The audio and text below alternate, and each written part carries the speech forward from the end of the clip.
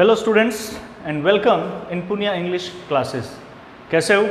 उम्मीद करता हूँ सब अपने जगह अच्छे हो। तो आज जो हम यहाँ स्टार्ट कर रहे हैं बिना कोई समय को जाया किए हुए, वेस्ट किए हुए, मैं आपको टॉपिक पे लेकर के आता हूँ। आज जो हम कर रहे हैं वो है my mother eight 66। Class 12th की एक पोएम है माई मदर एट 66। एक बहुत ही प्यारी सी, बहुत ही सुंदर सी एनर्जेटिक पोएम है और जिसके अंदर कमला दास की फीलिंग शो हो रही है। एक डॉटर और एक मदर का आपस में जो रिलेशन है वो इस पोएम के अंदर शो हो रहा है। बहुत ही प्यारी सी पोएम है माई मदर एट 66। तो आज हम स्टार्ट कर रहे हैं, बिगिन कर रहे हैं इस पोएम को कमला दास के इंट्रोडक्शन के साथ में। आज हम इसको पूरा डिटेल के अंदर विद हिंदी एक्सप्लेनेशन हम आज इसको करने जा रहे हैं। तो सबसे पहले माई मदर एट 66, इस पोएम की सबसे बड़ी विशेषता क्या है वो समझ लीजिए। This poem is in single line, there is not any full stop in the whole poem. पूरी पोएम में कहीं पर भी फुल स्टॉप नहीं है। कमला दास के द्वारा लिखी हुई एक बहुत ही प्यारी सी पोएम, और कमला दास का पेन नेम, कई बार वो इस नाम से लिखती है, माधवी कुट्टी। इस नाम से उसने अपनी पोएम को बहुत बार लिखा है। तो अगर ये नाम भी आ जाए तो ये भी किसका है? कमला दास का ही नाम है। ठीक है। तो कमला दास जिसका जन्म कहाँ हुआ? केरला के अंदर हुआ। और उसकी जो राइटिंग है, उसकी राइटिंग्स में क्या चीज़ आपको देखने को मिल रही है? True inner feeling. उसकी राइटिंग हमेशा क्या है? एक इनर फीलिंग्स को लिए हुए होती है। वो हमेशा रिलेशंस पे, ज़्यादातर उसने रिलेशंस पे लिखा और अपने फीलिंग्स को शो किया है पोम्स के अंदर। अब ये पोएम जो है इसके अंदर क्या चीज़ है?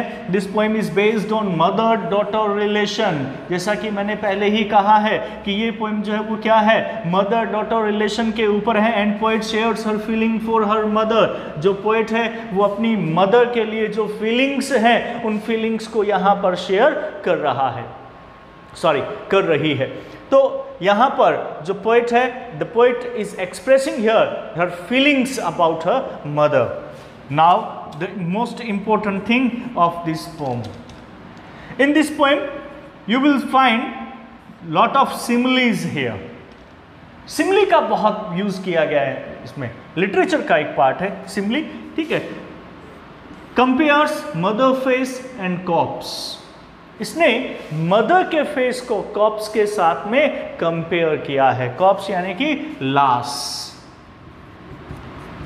एक लाश के साथ में इसने मदर के जो फेस है उसको कंपेयर किया है। यहां पर कंपेयर करने का मतलब क्या है कि उसके चेहरे की फीलिंग्स को यहां पे दिखाया जा रहा है कि जब वो देखती है, वो अपनी माँ जो है वो बगल की सीट के अंदर बैठी है और ड्राइविंग करते हुए वो जा रहे हैं, मर्द बगल में बैठी है, बिल्कुल इसके चेहरे पर कोई भाव नहीं है। उसके चेहरे के भाव को देख करके उसने देखा कि मदर जो है उसके चेहरे पर शी इज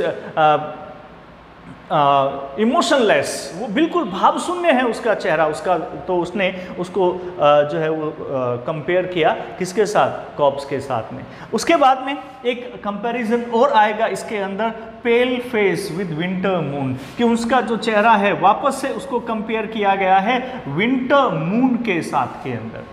हम पोएम के अंदर इसको पढ़ेंगे, बहुत डीपली इसको करेंगे कि क्यों उसने ऐसा किया है। और एक और इसने लिटरेरी टर्म का यूज़ किया है जो कि क्या है? सिमिली, रिपीटिशन है। और रिपीटिशन का यूज़ किया है कि जब उसने लास्ट के अंदर बार बार एक ही चीज़ को जो है वो रिपीट करते हुए लिखा है, smile and smile and smile, because here she was smiling, she was hiding her inner feeling.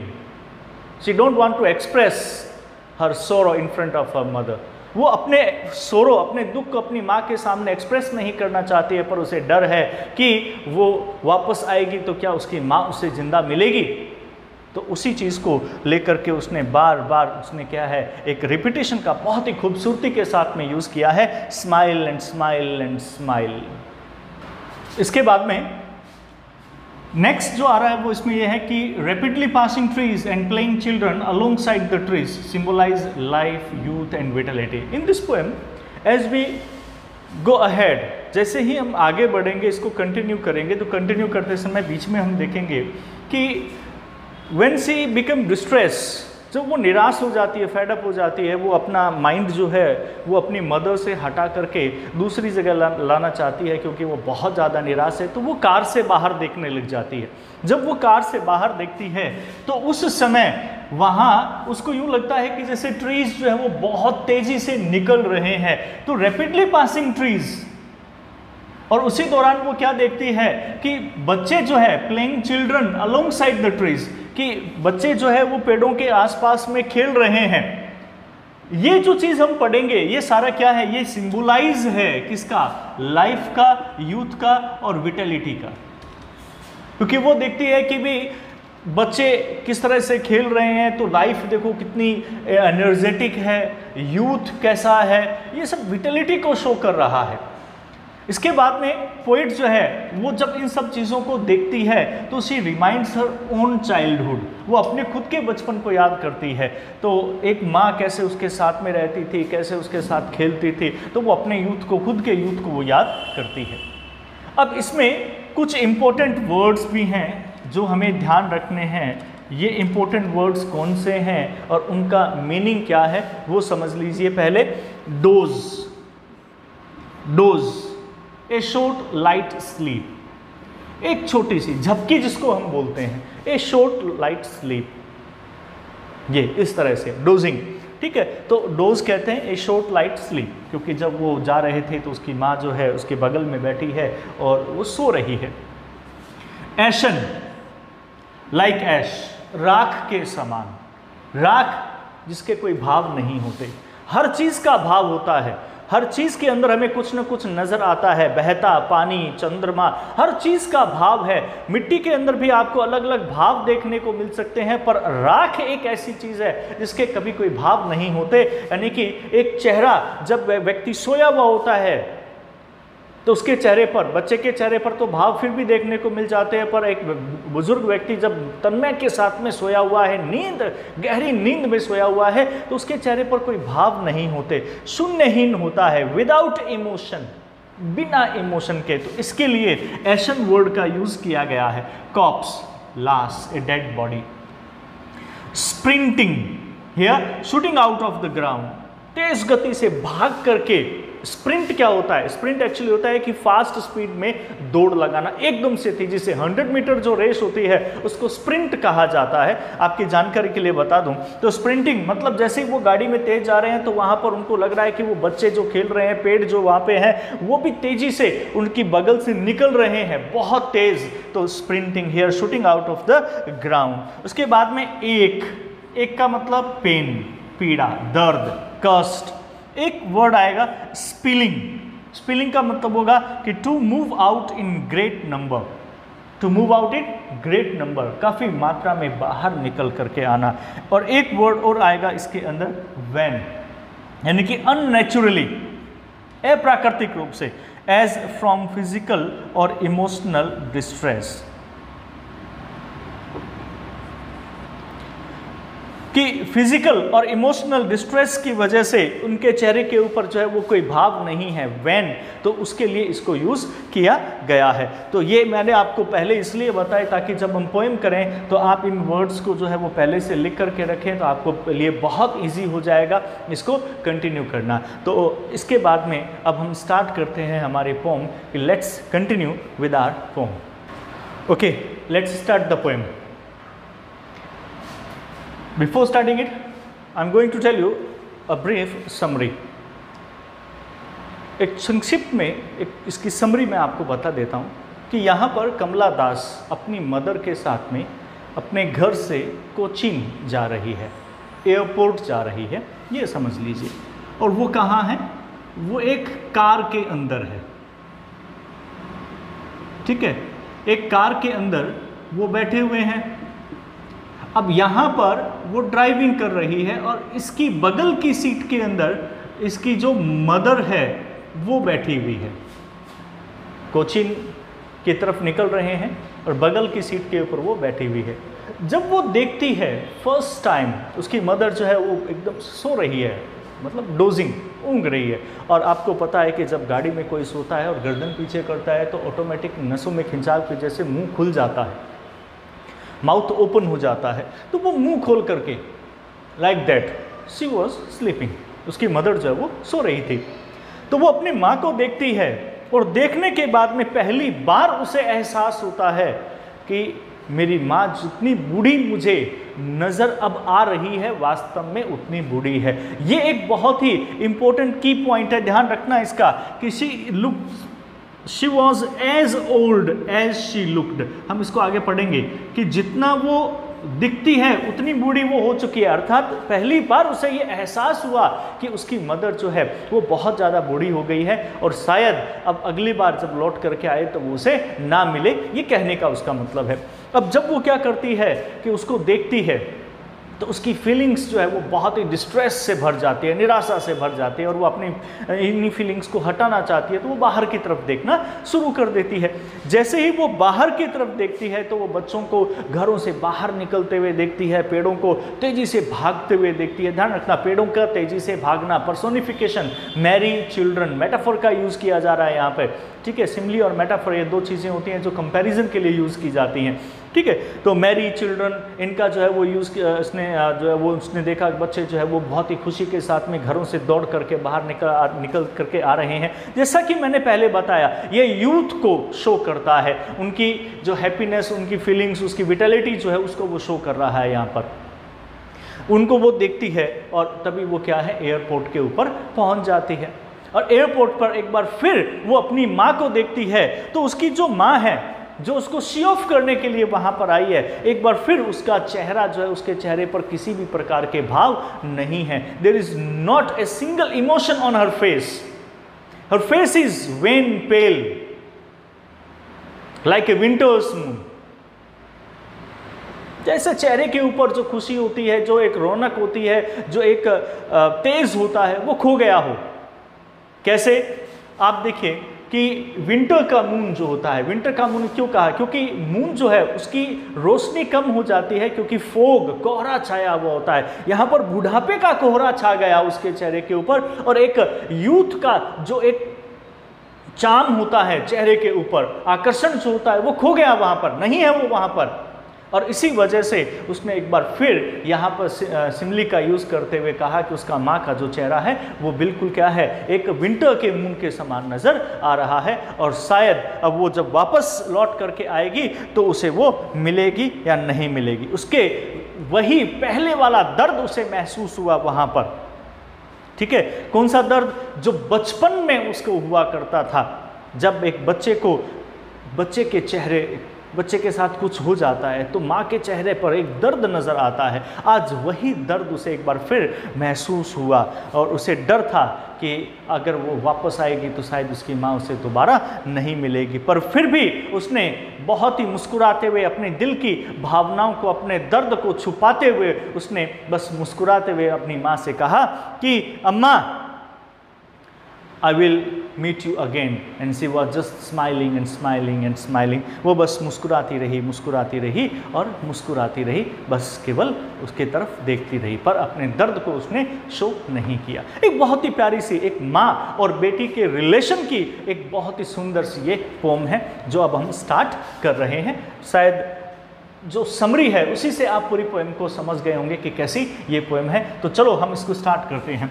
Driving from my parents home to Cochin last Friday morning, I saw my mother beside me. Driving from my parents home, she was going from her parents home to Cochin. अपने माता पिता के घर से वो कोचीन की तरफ जा रही थी, एयरपोर्ट की तरफ, एक कार में सवार होकर के।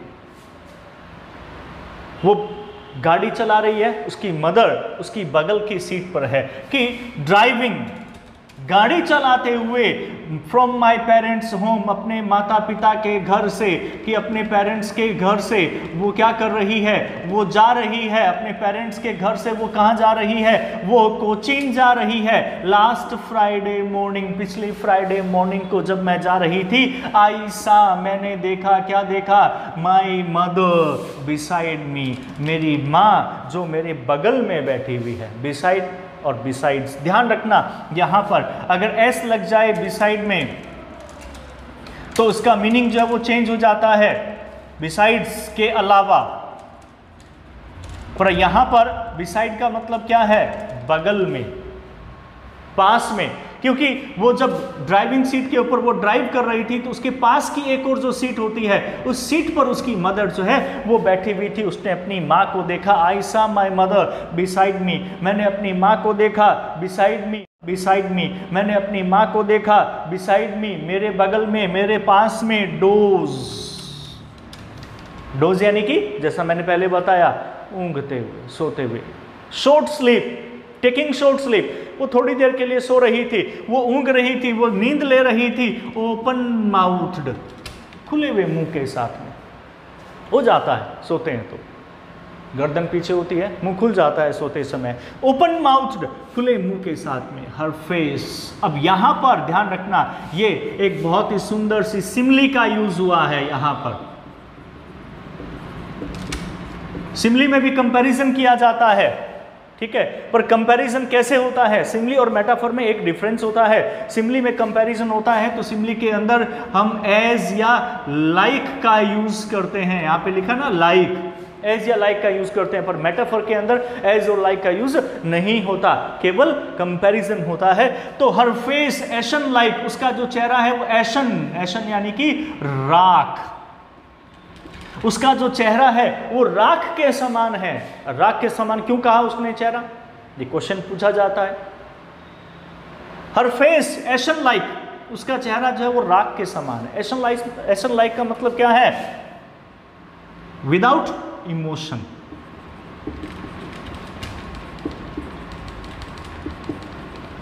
विदाउट फीलिंग,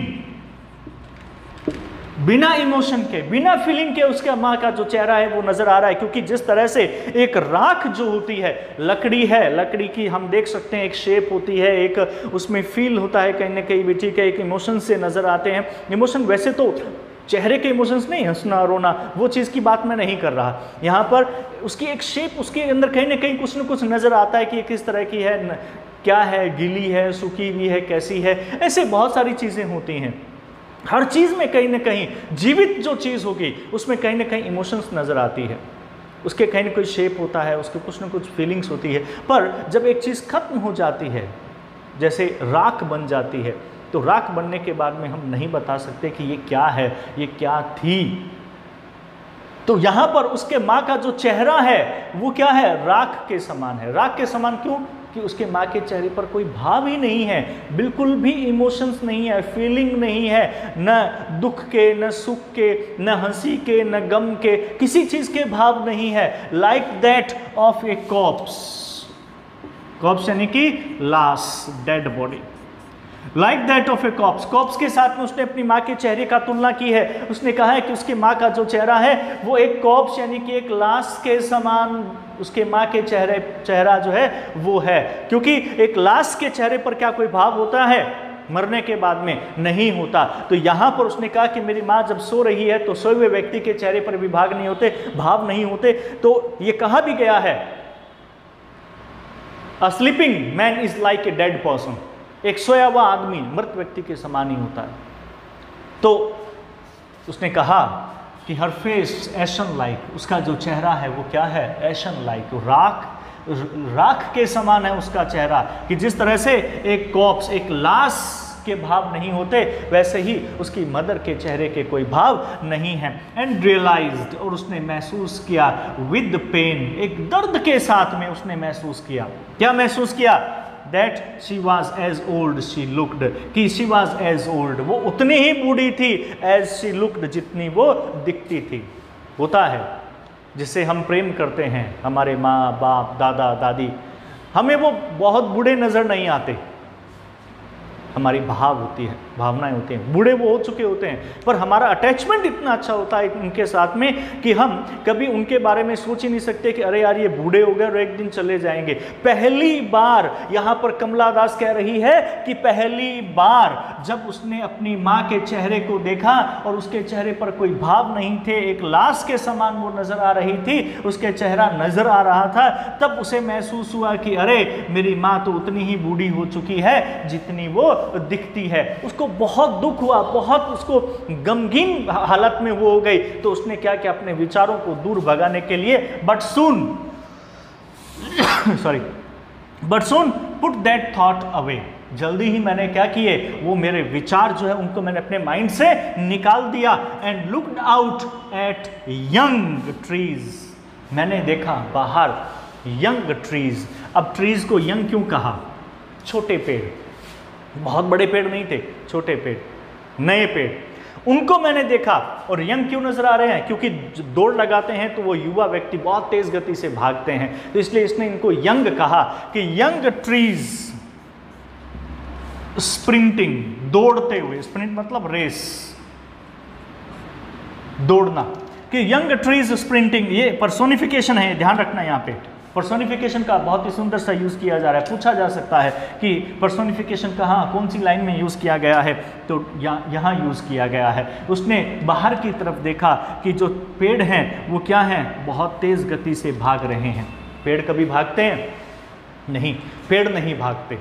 पर एक्चुअल क्या होता है कि हमारी गाड़ी जितनी तेज़ गति से आगे बढ़ती है तो हमें हम जिसके बगल से निकलते हैं हमें भी वो क्या अपने अपोजिट डायरेक्शन में भी तेज़ गति से निकलता हुआ प्रतीत होता है। तो उसने भी ऐसा ही कुछ सोचा है, बस पोइट्स की थॉट है, ऐसे ही पोइट्स सोचते हैं। तो उसने कहा कि उसने देखा कि तेज़ गति से पेड़ भाग रहे हैं, अपने माइंड को उसने डाइवर्ट किया।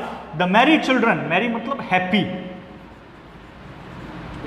मैरी का मतलब हैप्पी, हैप्पी चिल्ड्रन, खुशी से भरे हुए बच्चे, spilling out, coming out, spilling means coming, coming out of their homes, कि खुशी से भरे हुए बच्चे अपने घरों से बाहर निकल करके आ रहे थे खेलने के लिए, अलोंग साइड द ट्रीज, उन पेड़ों के आसपास में वो खेलने के लिए, पेड़ों के पास में खेलने के लिए आ रहे थे। तो उसने क्या देखा कि यूथ ये होता है, यहाँ वो यूथ को शो कर रही है, एक विटेलिटी को शो कर रही है कि कैसे एक यूथ से जो है वो ओल्ड एज आती है और कैसे लोग जो है वो धीरे धीरे इस दुनिया से भी चले जाते हैं। She was looking at the outside to the children, बच्चों को वो देख रही थी जो तेजी से was coming outside from their homes with happiness, खुशी के साथ में वो बाहर आ रहे थे। तो ये क्या है, एक लाइफ को शो करता है कि लाइफ कैसी होती है। वहाँ पे उसने मदर को देखा तो वो कॉप्स के समान नज़र आ रही थी, तो ये उसको उसकी विटेलिटी को शो करता है। उसके बाद में पर जल्दी ही वो कहाँ पहुँच गए, but after airports security check, पर उसके बाद में बस ऐसे सोचते सोचते वो कहाँ पहुँच गई, एयरपोर्ट पहुँच गई। एयरपोर्ट में जैसे ही आपको पता है कि एयरपोर्ट में घुसते हैं तो सबसे पहले सिक्योरिटी चेक होता है और जो व्यक्ति जाता है उसे आगे भेज दिया जाता है और जो सी ऑफ करने के लिए आता है वो पीछे रह जाता है। तो उसकी मदर भी पीछे ही रह गई वहाँ पर। आफ्टर एयरपोर्ट्स सिक्योरिटी चेक, कि एयरपोर्ट पे सिक्योरिटी चेक करने के बाद में standing a few yards away, now they were standing few yards away, वो कुछ दूरी के ऊपर खड़े हुए थे, कुछ यार्ड्स की दूरी के ऊपर खड़े हुए थे। वो आगे थी, वो उसकी मदर पीछे थी, वो आगे की तरफ खड़ी थी। उसने एक बार पीछे वापस से घूम के देखा, आई लुक्ड अगेन, मैंने एक बार फिर देखा, एट हर, अपनी मदर की तरफ। When, when means colourless, colourless, क्या माँ के चेहरे पे कोई कलर होते हैं? इमोशनलेस, कि मेरी माँ का जो चेहरा था उस पर कोई भाव नहीं थे, बहुत ज़्यादा खुशी, बहुत गम, दुख, ऐसा कुछ भी नज़र उसके चेहरे पर नहीं आ रहा था। व्हेन, कलरलेस, यहाँ पर कलरलेस का मतलब क्या है कि एक चेहरे के ऊपर जो रौनक होती है वो रौनक नहीं थी, वो गायब हो चुकी थी। फेड, चेहरा जो है वो फेड पड़ चुका था, बिल्कुल एकदम से धुंधला पड़ चुका था, इसलिए इसको व्हेन कहा, कलरलेस कहा। कि व्हेन, कलरलेस, पेल, पीला, कि एक कलरलेस, एक फेड चेहरा, एक पीला सा पड़ चुका जो चेहरा है वो वहां पर उसकी माँ का नजर आया। As a late winter's moon, एक बार फिर सिमली का यूज किया गया है, एक बार फिर सिमली का यूज किया हुआ। कैसे? एज का यूज हो गया ना यहाँ पे, ठीक है। As a late winter's moon, कि एक देरी से उगने वाला एक सर्दियों का जो चंद्रमा होता है, उस सर्दियों के चंद्रमा के समान उसके चेहरे के ऊपर किसी भी प्रकार की रौनक, चमक जो है वो नहीं थी। आपको पता होगा कि जब एक चंद्रमा निकलता है किसमें, विंटर में, तो लेट विंटर क्यों कहा? कि रात को कोहरा छा जाता है, कोहरा सा छा जाता है, और जब कोहरा छाता है तो कोहरे के अंदर वो जो चमक एक मून की होती है वो गायब हो जाती है। उसी प्रकार से यहाँ पर उसने कहा कि मेरी माँ के ऊपर बुढ़ापा, कोहरे के रूप में बुढ़ापा छा गया है, और बुढ़ापे की वजह से मेरी माँ के चेहरे के ऊपर जो एक कलर, एक रौनक, एक चमक होनी चाहिए थी वो फेड हो चुकी है, वो मध्यम पड़ चुकी है, जिस प्रकार से विंटर के मून पर होता है। विंटर में मून की चमक जो है वो फीकी पड़ जाती है, ऐसे मेरी माँ का जो चेहरा है वो फीका पड़ चुका है। Clear? And felt that old familiar एक, हर लाइन बहुत इंपॉर्टेंट है। एंड फेल्ट, और मैंने फिर महसूस किया, क्या महसूस किया? दैट ओल्ड फेमिलियर एक, वही पुराना फेमिलियर, परिचित एक पीड़ा, दर्द। मैंने वही पुरानी सी एक परिचित सी पीड़ा मैंने महसूस की। कैसी परिचित पीड़ा? कैसे पुरानी परिचित पीड़ा? माई चाइल्डहुड्स फियर, वही मेरे बचपन का डर। कैसे? जब एक छोटा बच्चा होता है तो वो हमेशा अपनी माँ के साथ रहना चाहता है, उसमें डर है कि कहीं मैंने माँ को छोड़ दिया तो मैं कहीं माँ से बिछुड़ ना जाऊं, मैं पीछे ना छूट जाऊं, मेरी माँ कहीं खो ना जाए। वही दर्द, खोने का दर्द, बिछुड़ने का दर्द। इस बार सेपरेशन वो नहीं है, उस तरह से नहीं है, गुम होने का नहीं है। इस बार सेपरेशन क्या है? परमानेंट सेपरेशन की बात हो रही है कि मैंने अपनी माँ को जब देखा मुझे उतनी बूढ़ी नजर आई कि एक बार फिर वही मेरे पुराना जो दर्द है वो मेरे अंदर एक बार फिर मुझे नजर आया। मैंने महसूस किया वही बचपन का दर्द, कि बचपन में एक मुझे पीड़ा होती थी, डर लगता था कि मेरी माँ कहीं मुझसे दूर नहीं चली जाए। वही दर्द मुझे आज महसूस हो रहा था। मतलब मुझे लग रहा था कि as I will come back, जैसे ही मैं वापस आऊँगी, at that time can I meet my mother again, क्या मैं अपनी माँ से वापस मिल सकती हूँ? क्या वो मुझे वापस मिलेगी? क्या वो जीवित रहेगी? वही दर्द, उससे बिछुड़ने का, उसकी मृत्यु का दर्द मुझे एक बार फिर महसूस हो रहा था, उसी बचपन के समान। बट ऑल आई सेड, परंतु मैं कुछ भी नहीं कर पाई, मैंने कुछ भी नहीं कहा, और मैंने केवल इतना ही कहा, मैं कुछ नहीं कर सकी, मैंने केवल इतना ही कहा अपनी माँ से कि सी यू सून अम्मा, कि अम्मा मैं दोबारा मिलेंगे, एक सांत्वना देते हुए। हालांकि मन में उसके एक दर्द था कि अब मैं वापस आऊंगी तो शायद अपनी माँ से मैं नहीं मिल पाऊँ, क्योंकि मेरी माँ इतनी ज़्यादा बूढ़ी हो चुकी है। पर फिर भी मैंने अपनी माँ से ये कहा, सी यू सून अम्मा। क्या चीज़ दिखाता है? दिखाता है होप, आशा। ठीक है, होप को दिखाता है, एक आशा, कि उसमें एक आशा थी। उसने कहा कि अम्मा मैं दोबारा मिलूंगी। एक माँ को भी सांत्वना देने की उसने कोशिश की और कहा कि अम्मा हम दोबारा मिलेंगे। एंड ऑल आई डिड, और जो कुछ मैंने किया वो ये था, वह smile and smile and smile. मैं बस केवल मुस्कुराती रही, मुस्कुराती रही, मुस्कुराती रही। यानी कि अपनी माँ को एक बस केवल होप, आशा देती रही, पर मेरे मन में ये निराशा थी कि शायद मैं दोबारा नहीं मिल पाऊंगी। एक बहुत ही प्यारा सा रिपीटिशन का यूज यहाँ पर किया गया है। एलिट्रेशन और रिपीटिशन में भी फर्क होता है, ध्यान रखिएगा। एलिट्रेशन जो होता है वो होता है कि एक ही वर्ड्स लेटर से स्टार्ट होना। वर्ड्स अलग अलग होते हैं पर लेटर जो होते हैं वो सेम होते हैं। ठीक है, तो उसके लिए हम एलिट्रेशन का यूज़ करते हैं, पर ये वर्ड अगर बार बार बोले जाए तो उन्हें रिपीटिशन कहा जाता है। बहुत ही सुंदर सा यूज़ किया गया है रिपीटिशन का। तो ये तो थी हमारी पोम, और उम्मीद करता हूँ कि आपको बहुत अच्छी तरह से इसको समझ में आया होगा। और फिर भी अगर कहीं पर आपको कोई प्रॉब्लम नज़र आती है तो आप प्लीज़ मुझे कमेंट बॉक्स के साथ मुझसे आप शेयर कर सकते हैं अपनी प्रॉब्लम को, और मैं आपकी प्रॉब्लम 100% सॉल्व करूँगा।